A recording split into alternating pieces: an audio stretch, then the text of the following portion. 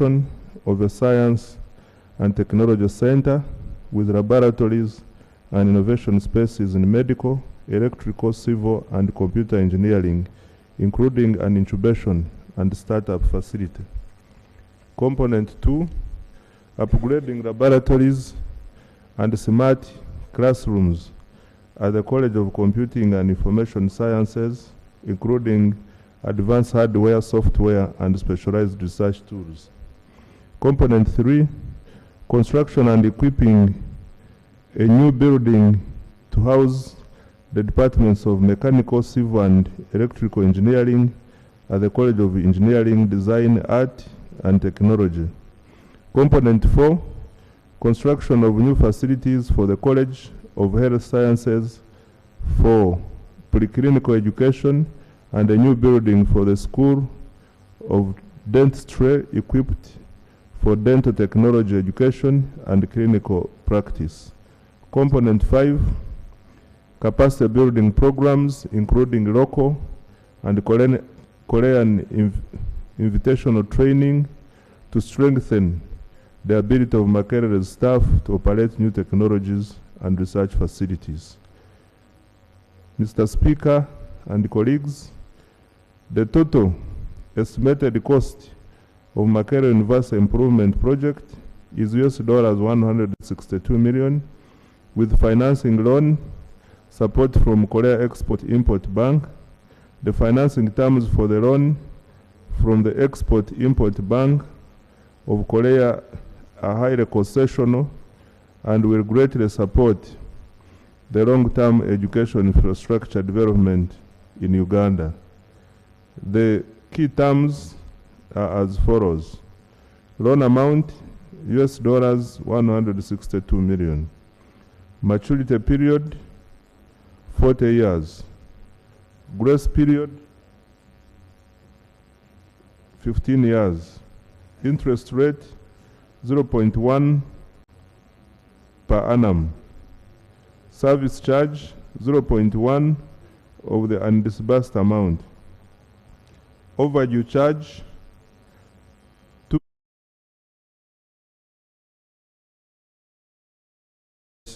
period. The benefits of the project are the following.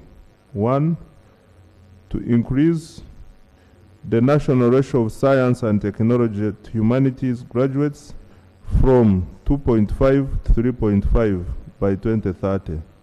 2, to improve the STEI learning and research environment at Makerele University from 49% in 2024 to 80% in 2030, as measured by infrastructure and in-built facilities. 3, to contribute to the increase in enrollment of students pursuing STEI disciplines from the current 30% to 55% by the year 2930. And 4, to contribute to the university's ambition to increase the threshold of graduate enrollment from the current 17% to 40% by 2029-2030. The implications of borrowing on the current debt situation. Mr. Speaker and colleagues, as at the end of June 2025, the public debt to GDP stood at 51.3%. This borrowing was already planned for in the approved budget for 2025-2026 and the attendant fiscal deficit. The loan will therefore not increase this debt position, as the loan was already included in the debt sustainability analysis conducted in December 2025. Mr. Speaker, I wish to state that Uganda's debt remains within sustainable limits, with a total debt stock projected at $31.5 million. This is approximately 116 trillion for financial year 2024-2025. This amount includes the budget support loan. The total debt stock projected at $31.5 billion comprises $15.49 billion approximately 56.3 trillion, in external debt, and US dollars 16 billion, approximately 59.77 trillion in domestic debt. Public debt as a share of GDP is estimated at 51.26%, aligning with the target set in the Charter of Fiscal Responsibility. Mr. Speaker, in light of the above, I beg to appeal to the House to consider and approve this loan request. I thank you. Thank you. Chair, Committee on National Economy.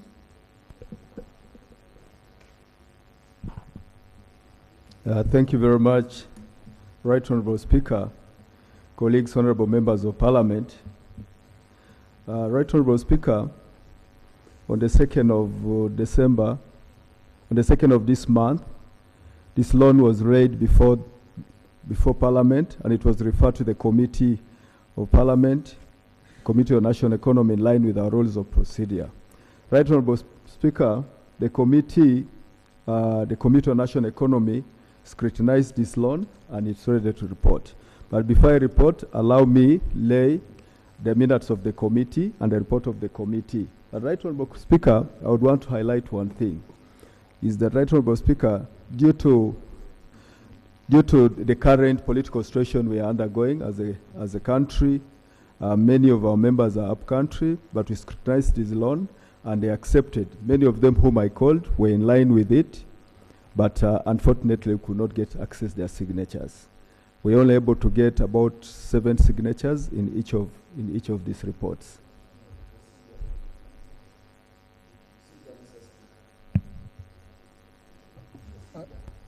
Yes, Honorable. Yes, thank you, Right Honorable Speaker.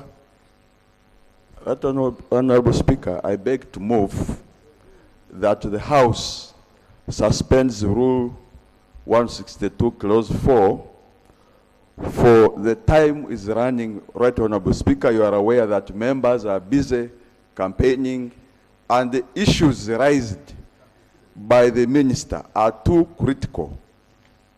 Many of us here, we are products of Makerere University, and the contents that we are aimed at improving are critical for this country.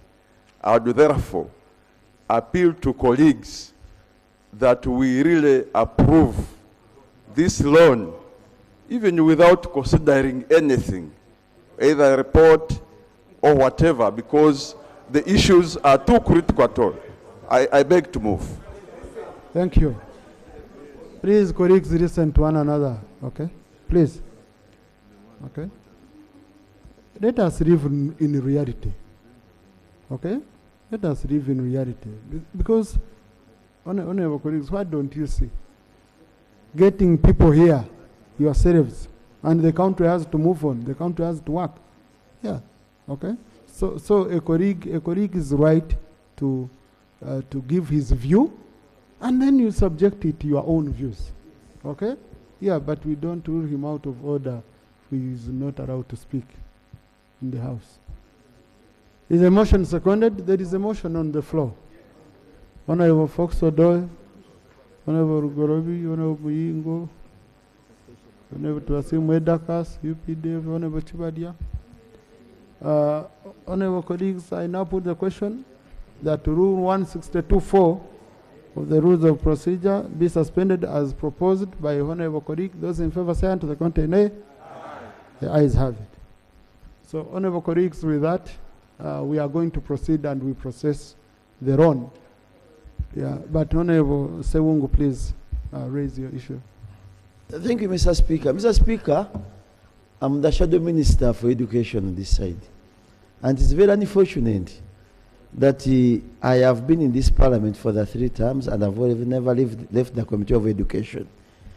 Kasese, where the honour member is coming from, has a university called Mountains of the Moon, and is crippling our rules. I have not... Order. They stop you from giving. Honorable, you don't access the microphone without a permission. I was stopped from giving order on your side. Now you are coming on my side. Kindly be very patient. Honorable, raise a procedure matter. So the procedure matter, Mr. Speaker, I'm raising is that we have so many crippling universities. I am a product of Makerere University with 2 degrees, by the way, for law and education. Why do we come out for only Makerere University when a number of universities are crying for money? When I see members of NRM standing up very comfortably to support that motion, yet majority of those universities that are crying are from their own constituencies and districts. Thank you. I feel like crying. Mr. Speaker, the procedure matter I'm raising. We have UPE schools. They are all condemned. Wouldn't it be procedure okay for the minister to bring a loan for all universities in Uganda, including universal primary education schools, which are all condemned by now, other than by going for only Makerere University, which even is collecting a lot of money from... Thank you. Now, Honorable Sewungu, you see, if you followed and you follow the trend of money, these days getting a concessional loan, concessional support is a tug of war. The South Korean government, I'm one of the people who went to Korea sometime back to lobby for the support. These people to agree to give this kind of concessional support is not easy. And once you finish Makerere, you got another university, another university, another university, and you support them.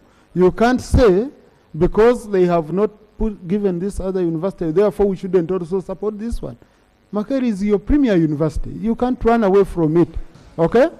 And many projects from Makerere, we have used them to support all other universities. By the way, let me tell you, take your seat. I was at Makerere on the University Council. All these universities which started, we are getting seconded staff from Makerere. So if you had not developed the capacity of Makerere, you wouldn't be supporting all these universities around as standing on Makerere. So to me, that business of saying, because you've not given so and so, don't give so and so, is not a right one. But what I pick from it, Honorable Sewungu, is that we also need to support other universities. And Honorable Minister, please look into that. Honorable Sewungu, Honorable Muyingo, Honorable Muyingo. Thank you very much. Please, Honorable Sewungu, you're on the Committee of Education, you'll follow up on this matter. Thank you very much. Thank you very much, Right Honorable Speaker. Right Honorable Speaker, we have a plan for each and every education institution in this country, including these other universities we're talking about. But this is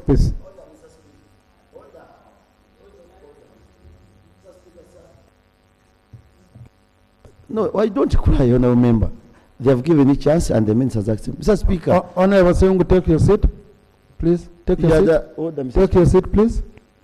Honorable colleagues, I now put the question that the motion for a resolution of Parliament to authorize the government to borrow up to USD 162 million from Korea Export-Import Bank for the Makerere University Improvement Project be approved by this House. Those in favor say aye, to the contrary nay.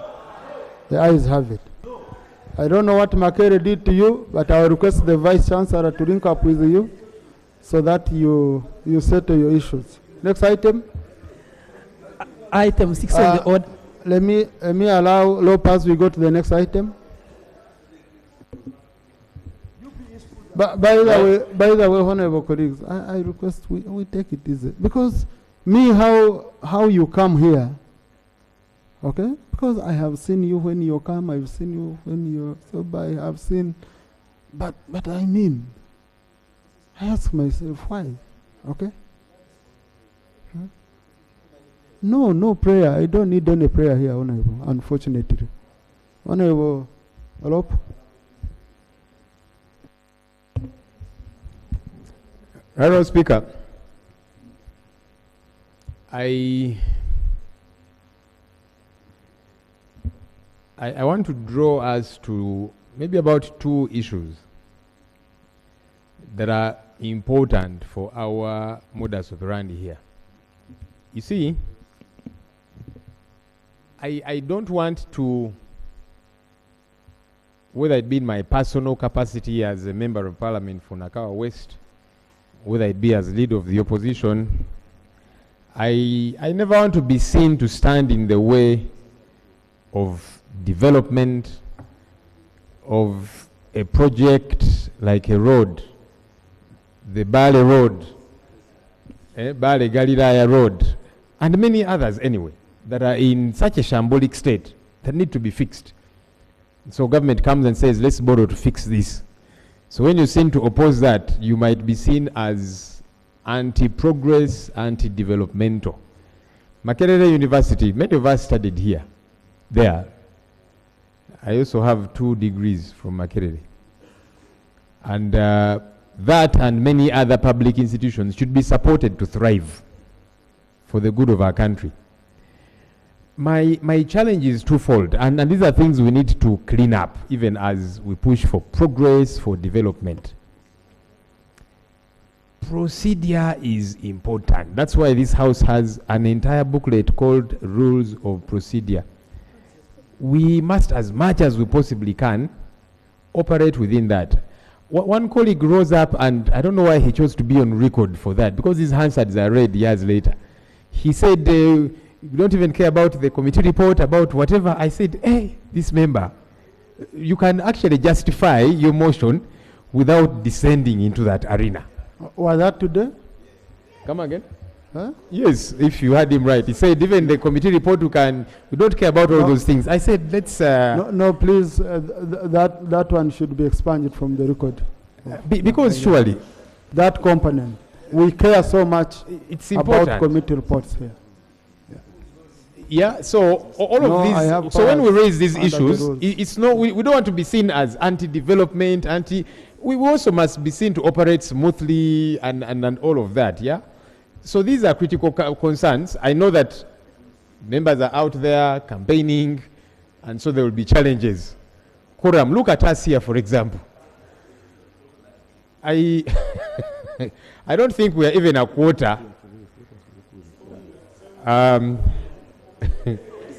My colleague, the shadow minister, was availing some information. Look, I don't think we are even a quarter of the number that is required to vote. And yet, yes, there's critical business to be taken care of. But can we begin to operate procedurally? When a loan is availed today, committee is called to sit at 10, and then everything is passed hurriedly. The perception out there is that there is something to hide. And yet, no. I mean, I want to be able to stand here and say this loan is a good one for development and so on. But we must be able to clothe all of these things nicely, even for the public. Because the public is always very suspicious of Parliament. Those ones, now what are they doing surreptitiously? What is under the table? And yet it is a loan for good, for a road and all of that. Of course, please conclude. Of course, later on, we shall be quarreling about, so money has been availed. How come it is being stolen? How come the road is not starting on time? How come it's not ending on time? Because we have been here, the Auditor General's reports reveal all of these different things, yeah? But finally, Right Honorable Speaker, our debt to GDP ratio is now 51.3%. We are entering the red zone. We are no longer borrowing from a point of strength and comfort. That's the reality about our fiscal situation. We are in what is called debt limbo. So we have to keep borrowing continuously. You borrow to fix this, you borrow to pay this, you continuously have got to live on debt. We have got to be careful how we operate. We want to develop, we want to build roads, we want to, but can we plan better? Apportion our budgets better? There's things that I think we spend a lot of money on that are not very relevant, and yet we can put that to fixing the roads. So that no one says we are opposing a road here which is good, or opposing this development and so on. I thought, since my responsibility is to keep government in check, that I would raise these issues so that we read our thermometer, follow the law, follow procedures, so that we are not blamed tomorrow for not clothing up these processes nicely. Thank you. That's really very important for noting, Mr. Hope. So, Honorable colleague, that part where they said that the report is not important, I want to invoke my authority under Rule 238, sub-root over rules of procedure to expunge it. from the record of Parliament. Rules are extreme and reports are extremely important here. That's how we operate. Let's do item 4. Item 4 on the order paper, motion for resolution of Parliament to authorize pre-financing of the design and build of Kayunga Bare Gariraya Road, 87 kilometers from gravel to paved standard. Honourable Minister for Finance.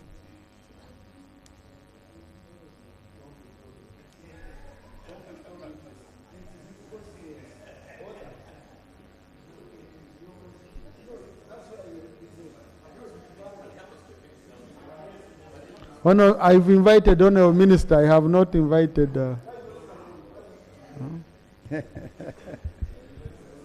Right Honourable Speaker, I'm moving a motion from the government with a proposal to pre-finance the design and build of Kayunga Bare Gariraya Road, which is 87 kilometers from Kayunga, from gravel to paved standard project. Right Honourable, this motion was moved on 2nd December 2025, and the relevant documents were laid then, and the motion was referred, the documents were referred to the Committee of National Economy. If you allow me, Right Honourable Speaker. No, Honourable, move a motion, then I can, once it's seconded, I can allow you. Yeah, thank you very much. I'm moving a motion for the approval by Parliament for the design and build of Kayunga Bare Gariraya Road from gravel to paved standard project. No, Honourable, that's not what the motion. You need a motion to authorize you to borrow. You're saying for the design, you don't need a motion to design. A motion, you Right Honourable. Yeah, use the order paper. And then you mention the amount.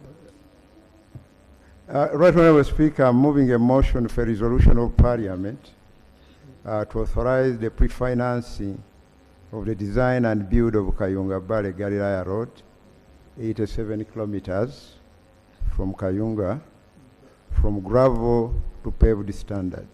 I beg to move. Is the motion seconded by your colleague, Honourable Musa?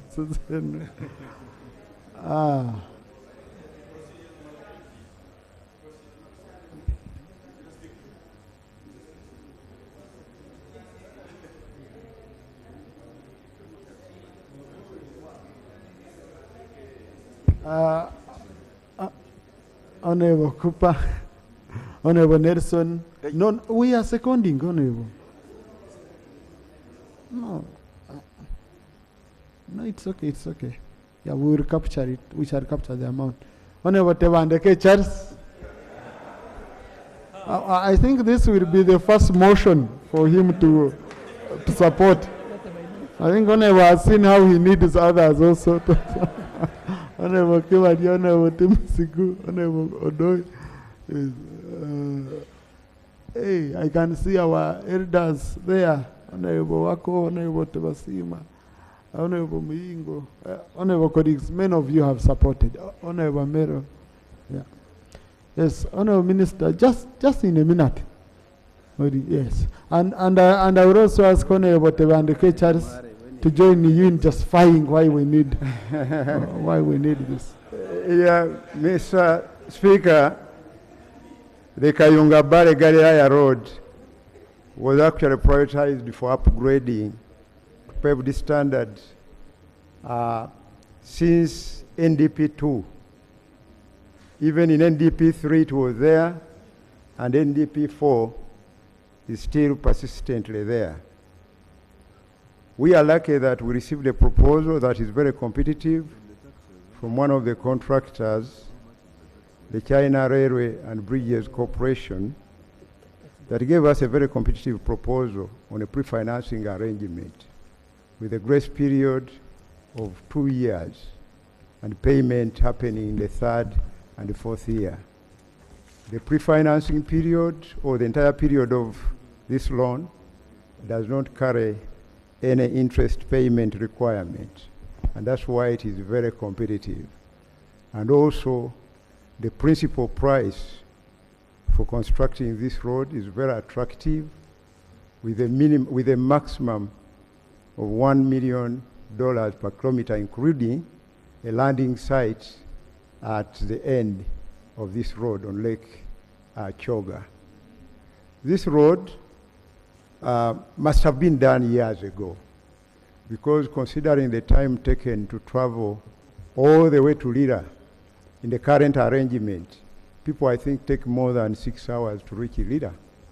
With this road, they will be in Lira in about 2.5 hours, saving about 4 hours. So it is a very, very important road, because Kayunga is strategically located in the middle of the country, and this is where the road is going to be found. So, whereas it is going to benefit the people of Kayunga, but the people to benefit most are the ones traveling to the northern region. So, at the moment, the road is very busy in terms of transporting sugarcane and other products. It's a very busy road, and we have been suffering for a very long time, because the maintenance of this road has to be done every after 2 months if it is going to remain in the standards required for trucks to move in the current arrangement of a gravel road standard. So it's very important that we upgrade the standard of this road to a paved road, and we want to thank the government for taking this decision. Right Honorable Speaker, I believe that's enough justification for the construction of this road. Thank you, Honorable Minister. Honorable Tewandeke. Just before Honorable Tewandeke, Honorable Cooper wanted to say something, and then.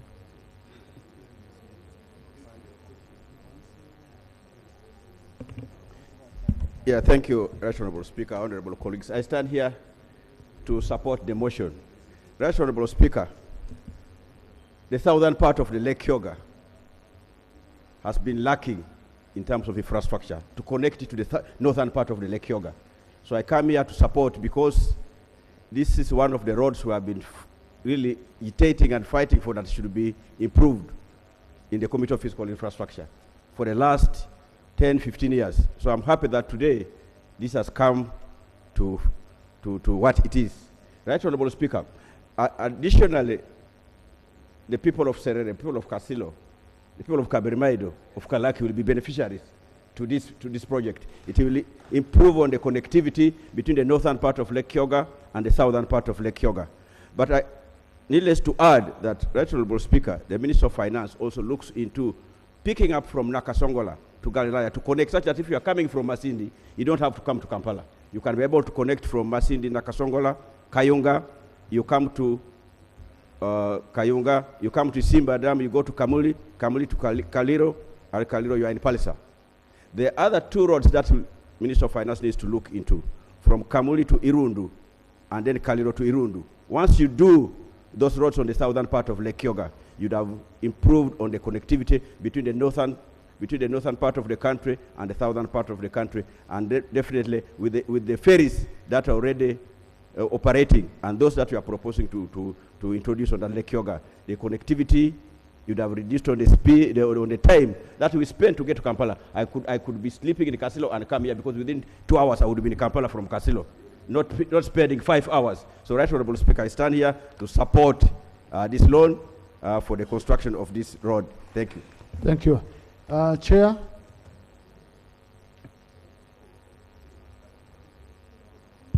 Thank you very much. Thank you very much, Right Honorable Speaker. Right Honorable Speaker, on the 2nd of this month, Minister of Finance, Planning and Economic Development presented a loan proposal for government to borrow, to pre-finance